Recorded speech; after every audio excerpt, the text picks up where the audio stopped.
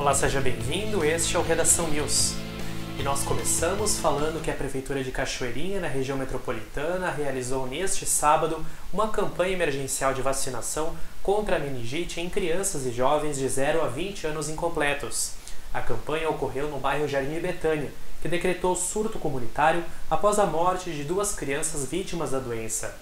Foram vacinadas 1.600 pessoas, ou seja, 83% da meta foi alcançada.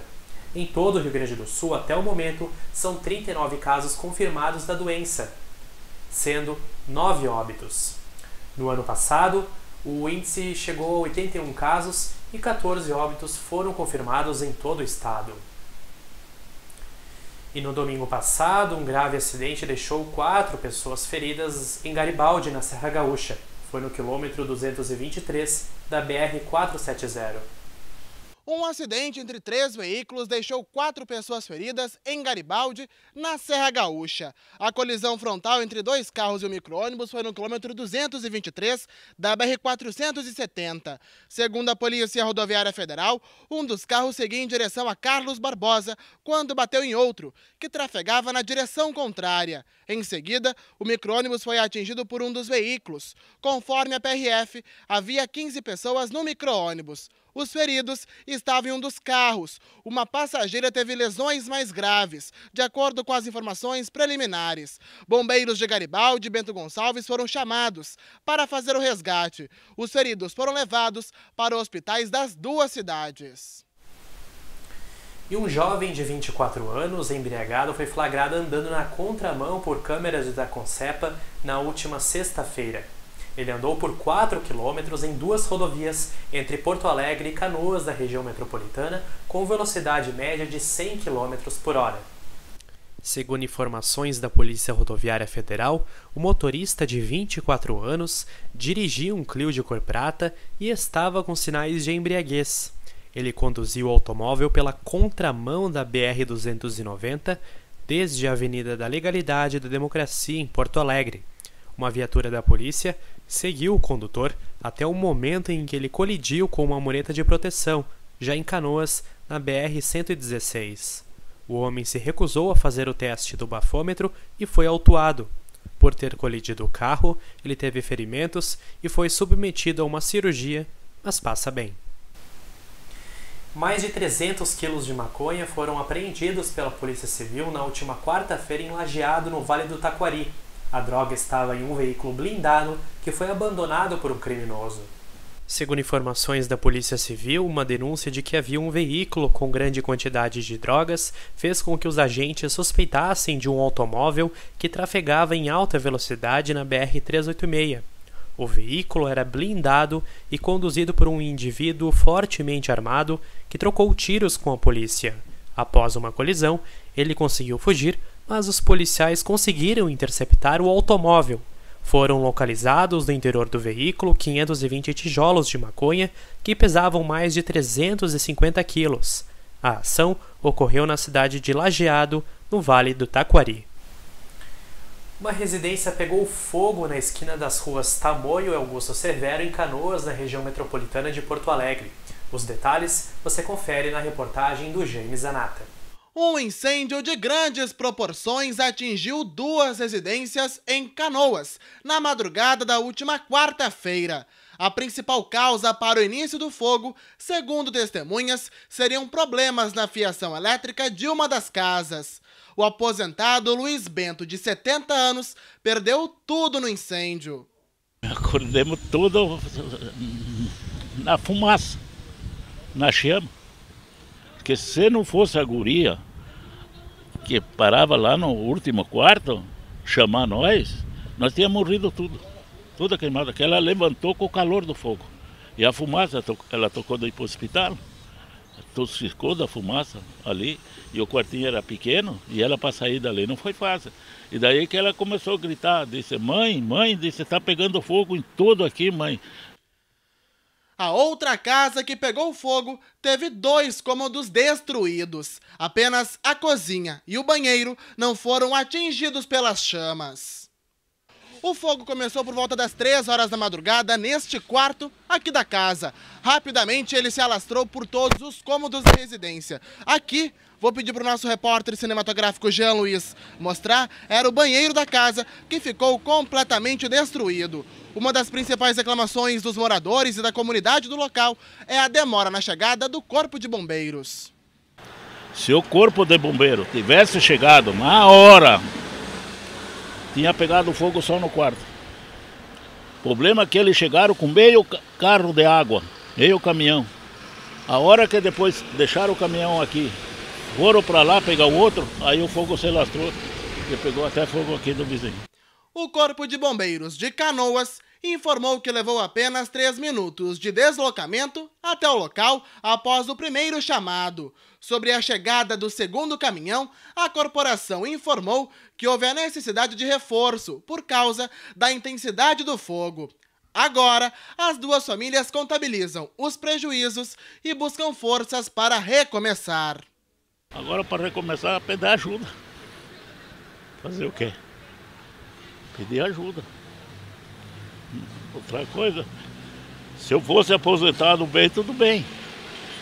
Aí a gente dava um jeito, mano. Aposentava com 700 pila por mês e eu tenho problema de diabetes, problema de pressão alta, fazendo insulina 2 vezes por dia, como é que eu vou viver? Não tem como.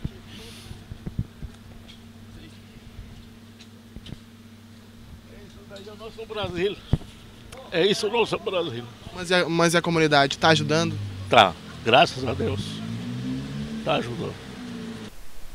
E o repórter Jaime Zanata conversou com o coordenador da Defesa Civil de Canoas, que deve auxiliar os moradores que perderam tudo em razão das chamas.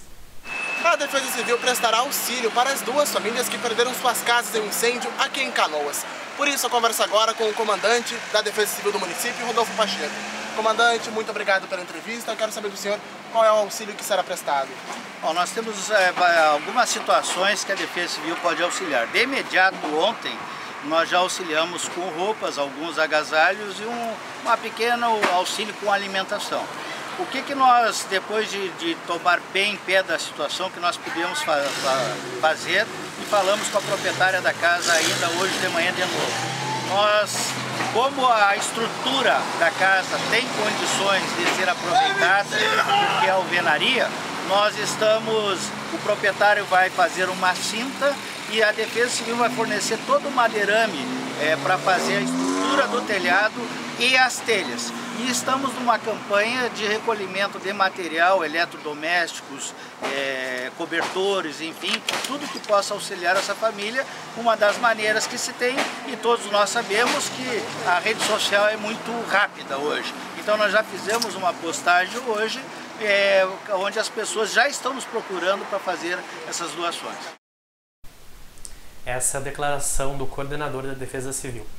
E o Ministério da Educação autorizou a criação de 3 novos cursos de medicina no Rio Grande do Sul. No país, 36 instituições foram selecionadas.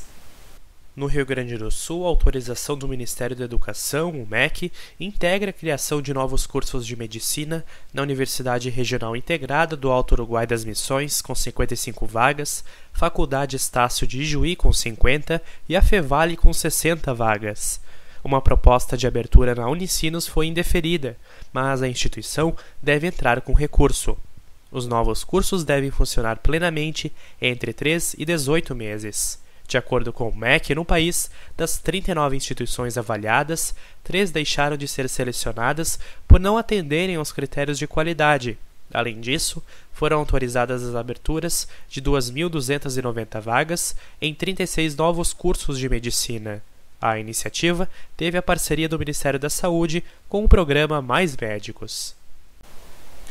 A Polícia Federal deflagrou na última sexta-feira a Operação Gris contra o contrabando de cigarros na fronteira do Brasil com a Argentina. No dia, foram presas 9 pessoas em flagrante. Ao todo, a operação prendeu 24 criminosos, além de R$315 mil e 88 mil maços de cigarros. A ação contou com 100 policiais e cumpriu 21 mandados de busca e apreensão em Uruguaiana e em Barra do Quaraí, na fronteira. Segundo a estimativa, os tributos sonegados chegam a R$ 330 mil. O material era fabricado no Paraguai e passava pela fronteira de Uruguaiana com Paso de los Libres, na Argentina, até chegar e ser distribuído em diversas cidades do Rio Grande do Sul e do Uruguai. Os presos devem responder pelos crimes e podem pegar penas de até 8 anos de reclusão. E o Instituto Brasileiro de Geografia e Estatística, o IBGE, divulgou na última sexta-feira dados que mostram crescimento na produção industrial nacional em 9 das 14 regiões pesquisadas no mês de maio. A produção industrial registrou alta em 9 das 14 regiões pesquisadas em maio, segundo informações divulgadas nesta semana pelo Instituto Brasileiro de Geografia e Estatística, o IBGE. O resultado interrompeu 3 meses seguidos de retração no setor.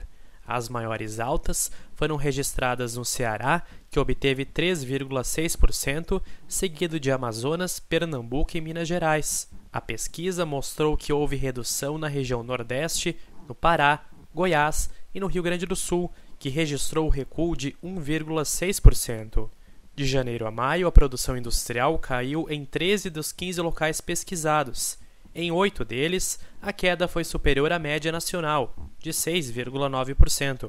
Neste acumulado, o Rio Grande do Sul ficou em segundo na média nacional, com 11,5%, antecedido pelo Amazonas, com 17,3%. Apesar do bom índice nacional, os pesquisadores acreditam que não é tempo de comemorar, uma vez que os índices divulgados são insuficientes para uma retomada na produção industrial.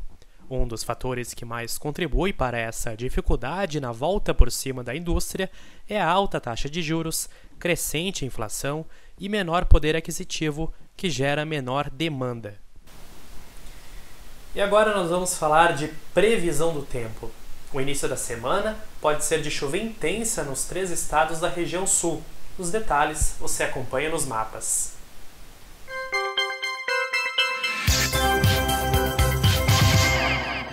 O início da semana tem alto risco de temporais e chuvas fortes para o Rio Grande do Sul, Santa Catarina e Paraná. Além de cheias, podem ocorrer problemas como alagamentos, inundações, bloqueios de estrada e quedas de barreira.